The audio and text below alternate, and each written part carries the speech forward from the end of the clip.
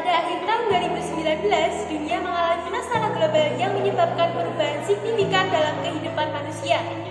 Masalah global tersebut disebabkan oleh Coronavirus Disease 2019 atau COVID-19. Pandemi COVID-19 ini mulai terdeteksi masuk di Indonesia pada 2 Maret tahun 2020. Sektor industri pariwisata merupakan salah satu sektor yang paling merasakan dampak dari COVID-19 ini. Adanya pembatasan sosial berskala besar atau PSBB dan ditutupnya akses keluar masuk Indonesia seperti yang tertuang dalam Peraturan Pemerintah Nomor 21 Tahun 2020 tentang pembatasan sosial berskala besar yang berlaku sejak tanggal 1 April tahun 2020 menyebabkan penurunan pendapatan negara di sektor pariwisata sebesar 20,7 miliar. Pandemi COVID-19 ini juga berdampak langsung pada berbagai lapangan pekerjaan di sektor pariwisata.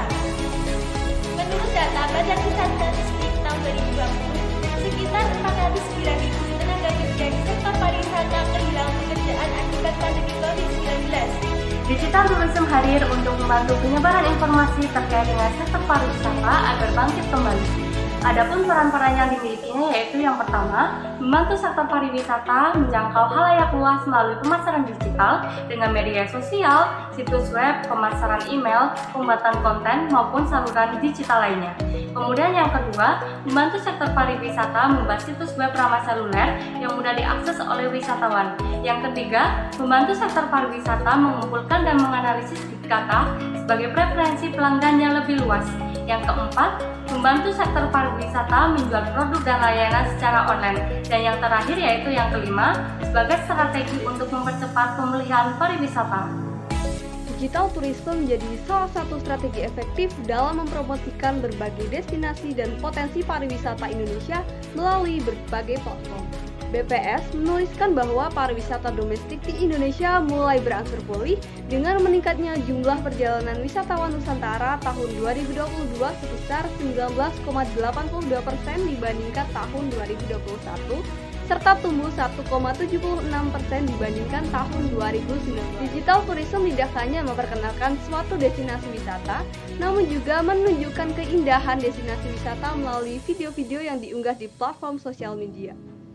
Beberapa platform sosial media yang dapat digunakan antara lain Instagram, TikTok, YouTube, Twitter, Facebook, Line, WhatsApp, Telegram, dan masih banyak lainnya.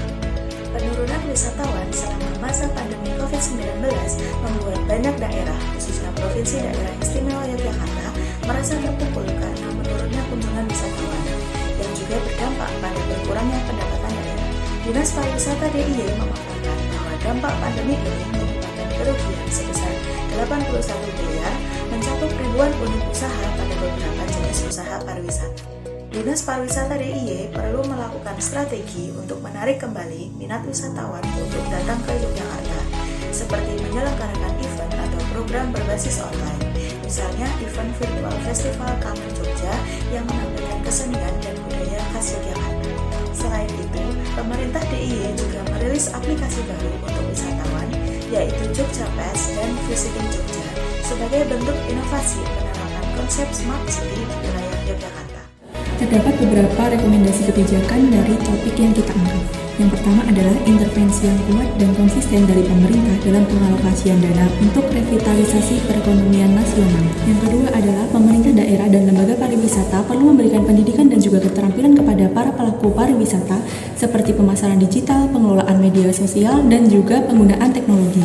Yang ketiga adalah pemerintah daerah dan lembaga pariwisata dapat berkolaborasi dengan sektor swasta seperti perusahaan teknologi. Yang keempat adalah adanya kemudahan akses pembayaran bagi wisatawan. Yang kelima adalah memaksimalkan penggunaan media sosial untuk menarik wisatawan melalui video promosi, blog, dan aplikasi audio guide. Yang keenam adalah keamanan data dan privasi wisatawan terjaga dengan baik kerahasiaannya dalam pengembangan aplikasi digital tourism. Yang ketujuh adalah adanya dukungan finansial kepada para pelaku usaha pariwisata agar dapat beradaptasi dengan baik pada pariwisata digital.